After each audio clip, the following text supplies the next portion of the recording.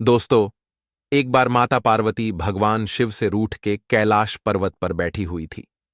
माता पार्वती को बैठा देख महादेव देवी पार्वती से पूछते हैं, हे प्रिय, क्या हुआ है तुम्हें? तुम आज बहुत व्याकुल दिखाई पड़ती हो। तब माता पार्वती कहती हैं, हे स्वामी, आज हमारी शादी की वर्षगांठ है, परंतु सदैव की तरह आप इस बार भी भूल गए।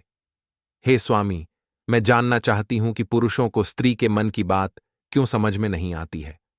हर पुरुष अपनी पत्नी की प्रिय वस्तुओं को तथा चीजों को क्यों बार बार भूल जाते हैं, जबकि एक स्त्री अपने प्रेमी या पति की हर छोटी छोटी बातों को ध्यान में रखकर उनकी सेवा करती है। हे स्वामी, आपसे मेरा यह निवेदन है कि आप मेरे इन प्रश्नों के उत्तर देकर मेरे मन की दुविधा को दूर करें। मित्रों, तब भगवान शिव कहते हैं, हे गौरी, आप सत्य कहती है कि हर पुरुष पत्नी के मन की बातों को तथा उनकी प्रिय वस्तुओं को भूल जाते हैं, किंतु इसके पीछे एक मुनि के शाप की कहानी है, जिसे आज मैं आपको सुनाता हूं। हे देवी पार्वती, जो भी पति पत्नी इस कहानी को सुनते हैं, वे हमेशा एक दूसरे के प्रति प्रेम में वृद्धि करते हैं। मित्रों, आपने अक्सर देखा होगा कि कुछ जोड़ियां पति पत्नी कम दोस्ती ज्यादा निभाते हैं, वहीं किसी के जीवन में हमेशा क्लेश रहता है।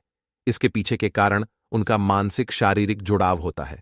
तो चलिए आज की कहानी को शुरू करते हैं, ताकि हमें पता चले कि स्त्री पुरुष के बीच में प्रेम संबंध कैसे बढ़ जाते हैं। मित्रों, भगवान शिव कहते हैं, हे देवी पार्वती, पूर्वकाल की बात है जब त्रेता युग आरंभ हुआ था। महाभारत के गुरु वंश के राजा दुष्यंत राज करते हैं। वहीं दूसरी तरफ राजा दशरथ के पुत्र श्रीराम का भी जन्म हुआ था। ये दोनों घटनाएं एक ही समय की है, जिसका वर्णन रामायण और महाभारत में मिलता है। एक दिन की बात है जब हस्तिनापुर नरेश राजा दुष्यंत शिकार के लिए वन में गए थे। उस समय महाराज एक हिरण का पीछा कर रहे थे। भागते दौड़ते हुए प्यास लगने के कारण राजा दुष्यंत महर्षि कण्व के आश्रम में पहुंच गए। वहां हस्तिनापुर नरेश छाया में शांत होते देख एक आर्षि ने गुस्से में आकर कहा कि राजन, इस वन में किसी भी प्राणी का शिकार करना वर्जित है। यह महर्षि का आदेश है। तब आर्षि की बात सुन राजा दुष्यंत ने शिकार न करने का निर्णय लेते हुए उन्हें वचन दिया और वहां से वापस अपने रथ की ओर जाने लगे। तभी निराश होकर राजा दुष्यंत को वापस जाता देख उस आर्षि ने उन्हें आश्रम के अंदर आने के लिए कहा। उन ऋषि का आदर करते हुए महाराज दुष्यंत उनकी बात को नहीं टाल सके और आश्रम के अंदर चले आए। फिर जब उन्हें पता चला कि वह आश्रम महर्षि कण्व का है, राजन को इस बात की पुष्टि हुई कि यह आश्रम उनके पूजनीय गुरु कण्व का है। तब वह भीतर प्रवेश करते हैं। तभी सामने से एक सुंदर सुशील तेजस्वी स्त्री आती हुई दिखाई देती है। उस स्त्री का मनमोहक रूप राजा का मन मोह रहा था। शकुंतला की सेवा भाव से प्रसन्न होकर महाराज दुष्यंत ने उनसे पूछ लिया कि देवी, आप कौन हैं? तब वह कन्या बोली, महाराज, मेरा नाम शकुंतला है और मैं महर्षि कण्व की पुत्री हूं। शकुंतला की बात सुन महाराज दुष्यंत आश्चर्यचकित होकर एकदम से बोल पड़े, परंतु देवी, महर्षि तो आजीवन ब्रह्मचारी हैं, फिर आप उनकी पुत्री कैसे हुई? उस स्त्री से सोच विचार करने के बाद राजा को सारी बात बताते हुए कहा, हे राजन, वास्तव में मैं राजर्षि विश्वामित्र और स्वर्ग की अप्सरा मेनका की पुत्री हूं। मेरा नाम शकुंतला है। एक समय की बात है जब आर्षि विश्वामित्र घोर तपस्या कर रहे थे, तब देवराज इंद्र ने उनकी तपस्या को भंग करने हेतु अप्सरा मेनका को धरती लोक पर भेज दिया था। तभी आर्षि ने उनके साथ प्रेम संबंध स्थापित किए थे, जिस कारण से मेरा जन्म हुआ था। किंतु न ही मेरे पिता ने मुझे पाला और न ही मेरे माता मेनका ने। मेरी माता को भय था कि कहीं मुनि विश्वामित्र उन्हें श्राप देकर भस्म न कर दें, इसलिए उन्होंने मेरा परित्याग किया और मुझे वन में अकेला छोड़कर वे स्वर्ग में चली गई। तभी उसी वन में शकुन पक्षियों ने मेरा रक्षण किया। उन पक्षियों की छत्र छाया ने मेरे प्राण का बचाव किया। फिर एक दिन की बात है, कुछ समय बाद एक दिन आर्षि कण्व उसी मार्ग से गुजर रहे थे, तो उन्होंने मुझे गोद ले लिया। हे राजन, धर्म के अनुसार जन्म देने वाला, पालन पोषण करने वाला तथा अन्न देकर रक्षण करने वाला पिता के समान पूजनीय होता है। इसी कारण से मैं आर्षि कण्व की पुत्री बन गई। वहीं जब दूसरी ओर शकुंत पक्षियों के द्वारा मेरा रक्षण करने के कारण मेरा नाम शकुंतला पड़ गया। महर्षि ने मुझे कभी भी यह आभास भी होने नहीं दिया कि मैं उनकी असली पुत्री नहीं हूं और मैं भी उन्हें पिता ही मानती हूं। वही मेरे सब कुछ है, मेरा पूरा परिवार वही है। शकुंतला के वचनों को सुनकर महाराज दुष्यंत उनकी ओर बहुत ज्यादा आकर्षित हो गए। साथ ही वे उनकी सुंदरता पर तो पहले से ही मोहित थे और फिर उन्हें विवाह का प्रस्ताव देते हुए कहा, हे शकुंतला, आप एक क्षत्रिय कन्या हो। हे सुंदरी, तुम्हारे सौंदर्य को देखकर मैं अपना हृदय तुम्हें दे चुका हूं। यदि तुम्हें किसी भी प्रकार की आपत्ति न हो तो मैं तुमसे विवाह करना चाहता हूं। विवाह का प्रस्ताव सुन पहले तो शकुंतला अचंभित हुई, परंतु मन ही मन में वह भी महाराज दुष्यंत को देखकर तथा उनके शौर्य की प्रशंसा सुनकर उन्हें पसंद करने लगी थी। शकुंतला को भी महाराज दुष्यंत से प्रेम हो चला था, परंतु सर्वप्रथम शकुंतला ने महाराज दुष्यंत को आर्षि कण्व की अनुपस्थिति का कारण बताते हुए इनकार किया था, किंतु राजा दुष्यंत ने उन्हें यह कहकर मना लिया कि आप क्षत्रिय कन्या हैं और धर्म के अनुसार किसी भी क्षत्रिय कन्या को अपना वर चुनने का अधिकार स्वयं को भी है, और वैसे भी जब आर्षि कण्व को पता चलेगा कि आपने मुझसे विवाह किया है तो वह क्रोधित नहीं होंगे। राजकण्व अपनी यात्रा से वापस आएंगे, तब वे उन्हें शीघ्र ही अपने साथ विदा कर हस्तिनापुर ले जाएंगे। उसके बाद समय बीतता गया और इसी बीच शकुंतला को पता चला कि वह गर्भवती है, और शीघ्र ही रशकण्व भी अपनी तीर्थ यात्रा से अपने आश्रम में आते ही प्रसन्नतापूर्वक शकुंतला ने उनसे महाराज दुष्यंत के साथ अपने गंधर्व विवाह के बारे में बताया।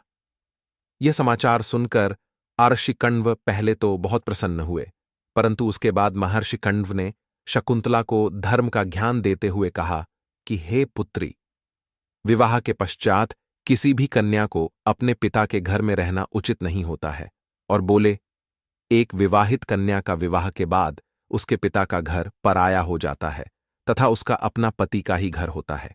जो स्त्री पति के सुख दुख में साथ रहती है वह पति और पिता का गौरव बढ़ाती है। हर परिस्थिति में एक स्त्री को अपने पति का साथ देना चाहिए। उसे इतना कहकर आर्षि कण्व ने समझाया, हे पुत्री, तुमने उचित ही पुरुष का वर्णन किया है जिसका आज तीनों लोकों में गुणगान है। महर्षि ने खुशी खुशी अपनी पुत्री शकुंतला की विदाई करते हुए उन्हें अपने 4 शिष्यों और एक दासी के साथ हस्तिनापुर के लिए रवाना कर दिया। आश्रम से हस्तिनापुर के लिए आगे बढ़ते हुए मार्ग में एक शिष्य ने शकुंतला से सरोवर के पास रुककर विश्राम करने का निवेदन किया। शकुंतला भी थक चुकी थी, इसलिए उन्होंने सहमति दे दी और अपनी दासी के साथ विश्राम करने लगी।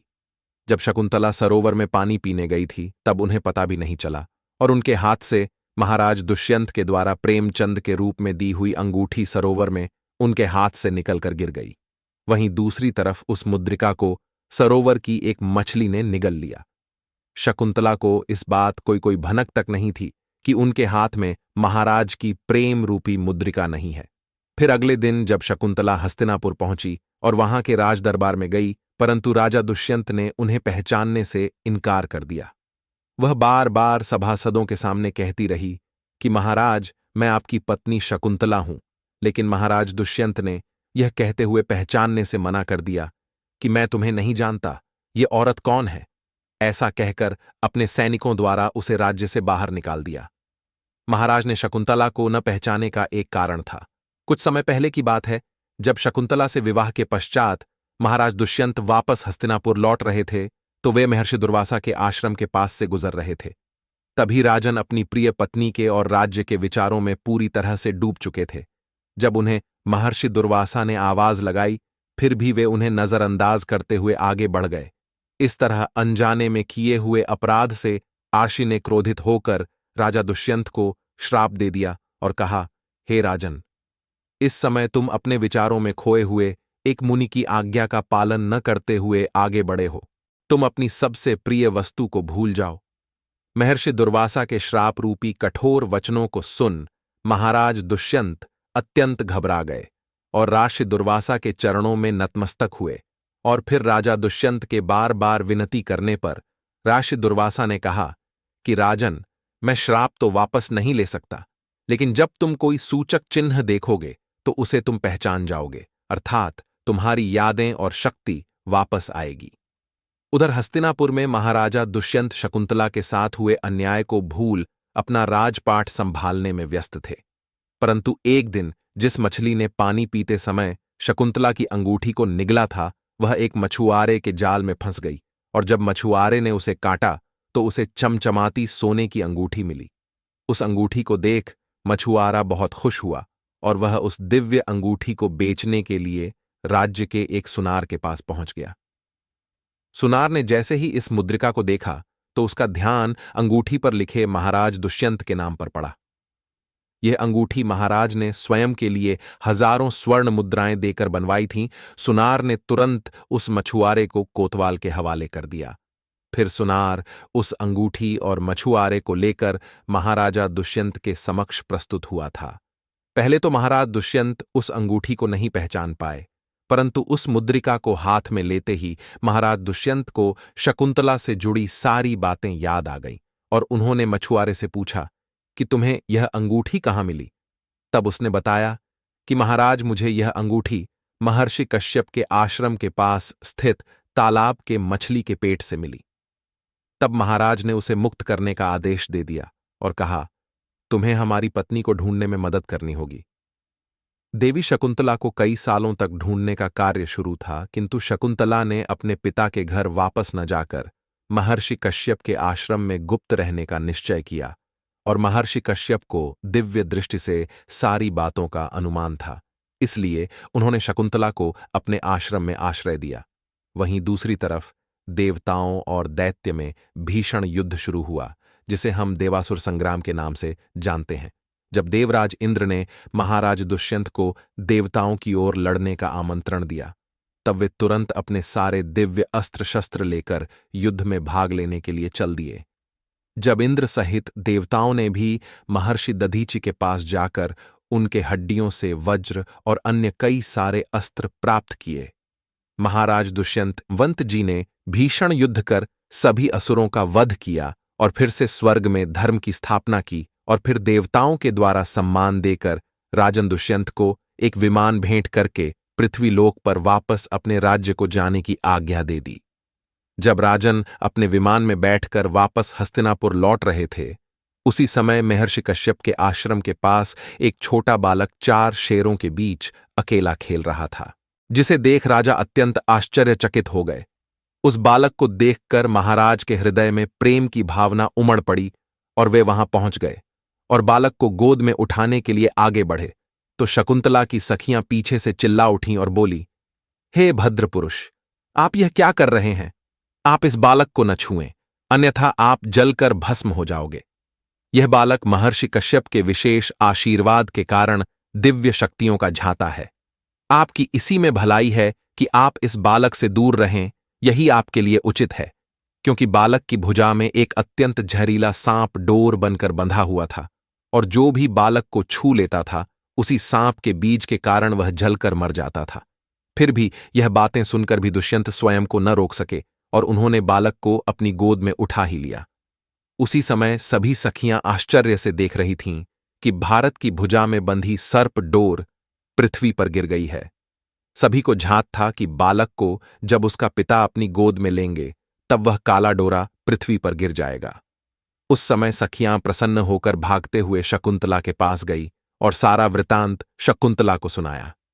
यह सुनकर शकुंतला भी दौड़ते हुए महाराज दुष्यंत के पास आई, और जब शकुंतला को देखते ही महाराज दुष्यंत ने उन्हें तुरंत पहचान लिया। महाराज ने शकुंतला से अपने की के लिए क्षमा प्रार्थना मांगी और कश्यप ऋषि की आज्ञा लेकर शकुंतला और अपने पुत्र को लेकर हस्तिनापुर लौट आए और शकुंतला को सारी प्रजा के सामने अपनी रानी के रूप में स्वीकार किया। महाराज दुष्यंत और शकुंतला के इस तेजस्वी पुत्र का नाम भरत था।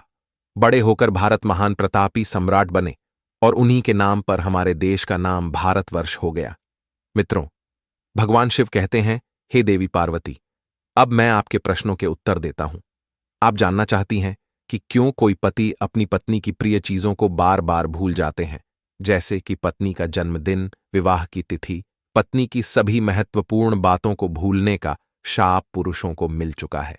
इसीलिए हे देवी, अगर पति से कभी अनजाने में भूल होती है तो उसे माफ कर पत्नी को साझा करना चाहिए, क्योंकि स्वयं परम पिता ब्रह्मा जी ने स्त्री को पुरुषों के मुकाबले कई गुना अधिक सहन शक्ति दी है, जिसके चलते स्त्रियां पुरुषों के मुकाबले कई गुना अधिक समझदार और भावुक होती हैं।